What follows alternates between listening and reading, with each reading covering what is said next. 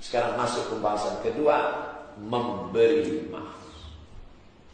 Minta, rendah, hina. Sekarang kita di atas. Orang minta maaf. Mau minta maaf sama saya? Iya, wani piro. Minta maaf.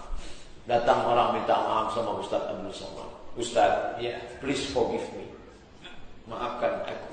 Ya, saya sudah lama maafkan ente. Jadi Ustaz tak berkesan dengan silap saya selama ini. Tidak. Boleh saya pinjam lagi duit Ustaz? Tidak. Cukuplah yang lama-lama itu saja. Yang barunya aku tak ingin melukai lagi. Karena kalau sudah sempat terluka payah sembuhnya. Tapi ada orang yang luar biasa lembutnya. Nanti kalau saya ceritakan bagaimana maafnya Nabi, beginilah Nabi Muhammad SAW memaafkan orang. Sudah setengah jam Ustaz ceramah. Dia kan Nabi. Habis isi ceramah. Ini bantahnya dengan 3 kata. Dia kan Nabi. Habis. Kalau gitu tak usah kita bahas Nabi. Nanti saya bahas Imam Syafi'i memaafkan orang mengejeknya. Dia kan imam. Bukan Imam Syafi'i, bukan Nabi. Siapa dia? Dekat dengan kita. Sepulau dengan kita Pulau Sumatera. Samping tetangga provinsi. Dari Maninjau. Haji Abdul Malik Karim Amrullah. Buya Hamka. Dimasukkan ke dalam penjara. Dihina. Dicaci maki. Diinterogasi. Naik tapak sepatu aparat ke atas meja Buya Hamka. Buya Hamka sedang duduk. Hai pengkhianat negara, kau mau menjual Republik Indonesia ke tuanku Abdul Rahman. Waktu itu bangkit marah Buya Hamka, tapi ditahannya. Aku di kampung bergelar datuk, kata Buya Hamka. Datuk-datuk suku-suku menggelar dia datuk. Secara agama pula dia digelar Buya, karena dia anak dari Buya Haji Abdul Malik Karim Amrullah. Ayahnya adalah Abdul Karim Amrullah, orang terhormat di bumi Minangkabau. Maka saat dihina sebagai pengkhianat negara, di situ datang setan berbisik. Saat Buya Hamka duduk sendiri, nampaknya ada pisau silet. Apa kata setan? Hai Hamka, sobek tanganmu dengan silet itu. Bunuh saja diri. Tak ada gunanya kau hidup. Sakit yang dia rasakan itu diceritakannya dalam sebuah buku berjudul Tasawuf Modern. Saya suka baca buku. Sejak saya SMP Sanawiyah sudah saya baca sampai hari ini. Keluar edisi terbaru, saya beli, saya baca ulang. Tak ada muatnya. Memang itu dia tulis dari hatinya. Dan saat dia sakit terbaring di rumah sakit, buku itu yang dia minta. Anakku, tolong bawakan Tasawuf Modern. Aku mau baca lagi. Ternyata dia pun membaca buku itu untuk mengobati hatinya yang sakit. Itu Buya Hamka. Singkat cerita, keluar dari penjara. Lebih 700 hari lamanya. Mendekam, disiksa, dihina, dianiaya. Fisiknya disakiti. Hatinya dianiaya, dizolimi. Ketika dia sedang duduk di rumah, datang seorang bertamu membawa secari kertas. Wasiat. Buya, ada wasiat untuk Buya. Apa isinya? Kalau aku mati nanti, yang mengimami solat jenazahku adalah Haji Abdul Malik Karim Amrullah. Siapa ini? Dialah yang sudah menjebloskan Buya ke dalam penjara. Saya membaca ini senang bukan main. Mampus kau. Ternyata si sombong itu mati juga. Siapa namanya Pak Ustaz? Tak boleh sebut nama, menjaga kode etik jurnalistik. Tapi akhirnya yang zalim itu mati juga. Fir'aun made in Indonesia itu mati juga. Cuman yang saya tak senang buku ini, Buya Hamka tidak seperti yang saya harapkan. Saya maunya Buya itu mengamuk. Rupanya Buya tak mengamuk. Aduh, saya tutup buku itu, kesal saya. Buya Hamka membawa sarungnya, pakai jas sorban, pakai peci hitam. Dia menyolatkan jenazah orang itu. Dan dia jadi imam. Allahu Akbar. Bergejolak tokoh-tokoh Islam di Jakarta. Mengapa Buya solatkan? Ini orang zindik, ini orang fasik, banyak menghina Islam. kata Buya Hamka? Mungkin di akhir hayatnya dia tobat nasuh. Patah argumentasi. Tapi dia sudah memenjarakan Buya Hamka. Kenapa Buya sholatkan dia? Gara-gara dia memenjarakan saya lah, maka saya bisa menyelesaikan tafsir Al-Azhar di dalam penjara. Semua bisa dia jawab dengan kelembutan hatinya. Akhirnya dia menyolatkan jenazah itu. Saya tak ingin dia menyolatkan jenazah itu. Saya pula yang marah melihatnya. Patutlah Buya Hamka itu tak sekolah, tapi titel doktornya 3. Doktor Buya Hamka. Doktor dari Universitas Sutomo Beragama Jakarta. Doktor dari Universiti Kebangsaan Malaysia UKM Selangor Malaysia. Doktor dari Universitas Al-Azhar Kairo. Al-Azhar memanggil dia. Dia tak pernah mendaftar ke Al-Azhar. Al-Azhar memanggil dia ke Kairo, dikasih hadiah doktor. Abdul Somad 4 tahun di Kairo. Balik LC. Lagi comel. Begitulah orang yang lembut hati itu dimuliakan Allah. Betul kata Nabi, kalau kau memaafkan orang, maka Allah akan mengangkat derajatmu. Hamka adalah satu contoh model. Rupanya Buya Hamka ini bukan hanya politikus.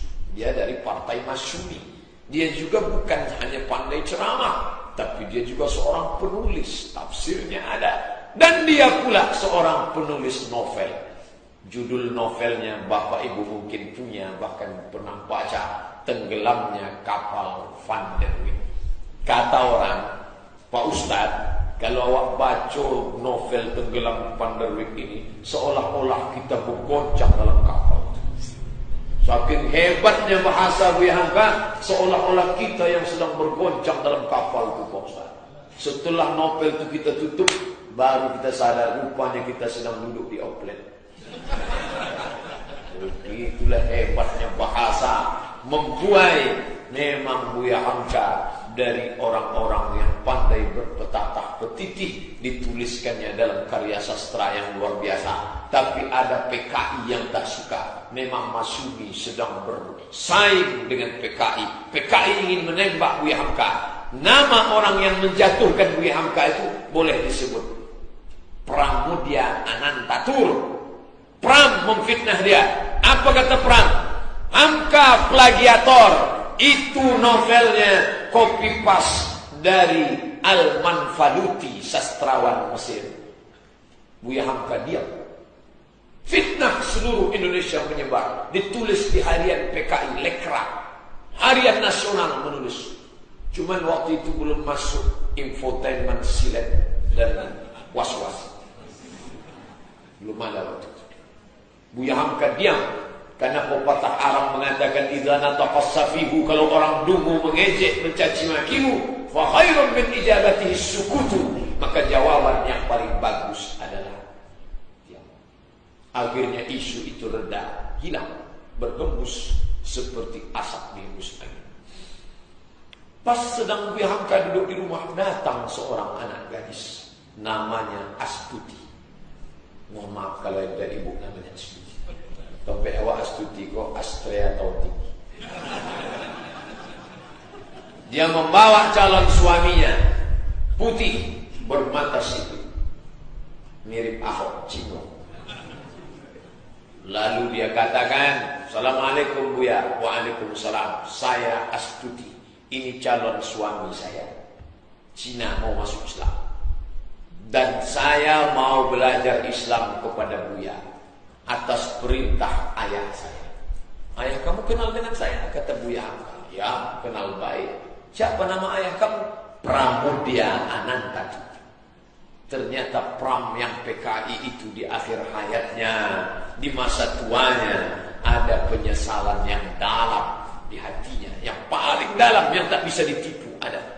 Dan cara dia menebus, anaknya dia suruh belajar Islam.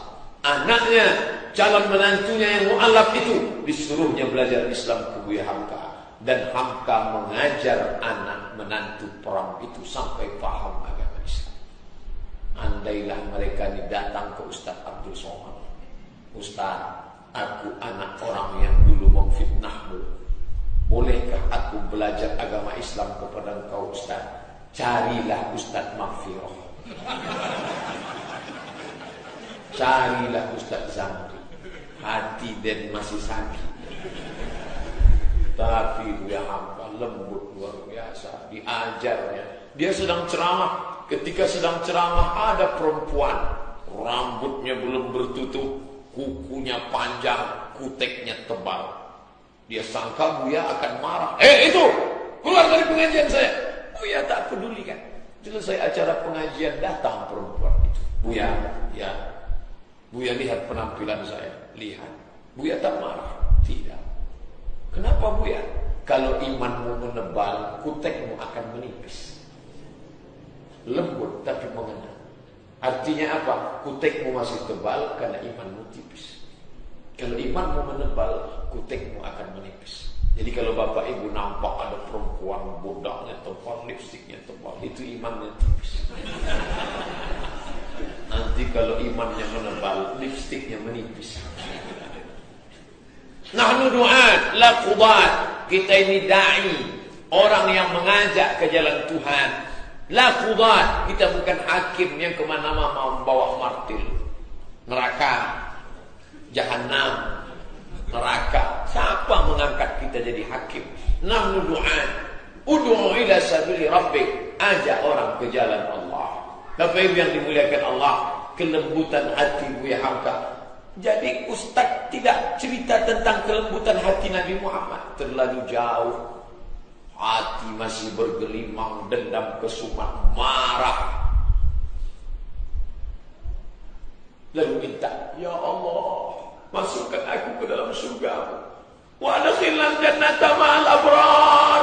Masukkan aku ke dalam surga bersama Nabi Muhammad SAW. Kira-kira apa kata malaikat nengok orang berdoa? Maksud Allah kata dia itu. Level Buya Hamka aja tak sampai. Nabi Muhammad VIP. Buya Hamka VIP. Kita ekonomi pun tak layak. Maaf. Inilah pahala yang lebih besar daripada jihad, lebih besar daripada mati syahid. Mana ayatnya Pak Ustaz? Innama yuwaffas sabiruna ajrahum bighairi hisab. Tak bisa dihitung balasannya. Maaf itu dari bahasa Melayu, bukan. Maaf dari bahasa Arab. Afa, ya'fu, afwan, ma'afu, maaf. Menghapus sampai tak berbekas. Afat ar-riyahul asara 'ala rimal. Kita jalan di atas pasir, jalan di atas gurun pasir, nampak tapak-tapak kaki, lalu kemudian datang angin menghapus. Angin bertiup kencang di gurun Sahara Maroko. Akhirnya tak nampak lagi bekas. Begitulah maaf menghapus sampai tak berbekas. Ibu sudah maafkan dia? Sudah Pak Ustaz. Kemarin habis sholat Id sudah ke rumah dia? Tidak. Tapi sudah maafkan. Maafkan dia. Tapi untuk menginjak rumahnya 2020 saya belum maaf. Maaf itu hapus sampai tak berbekas. Kalau masih berbekas, bukan maaf. Hitunglah diri sendiri. Malam ini kita sedang muhasabah. Hasibu anfusakum. Hisab. Hitung-hitung diri kamu qabla an tuhasabu, sebelum dihitung dihisab oleh Allah Subhanahu wa ta'ala.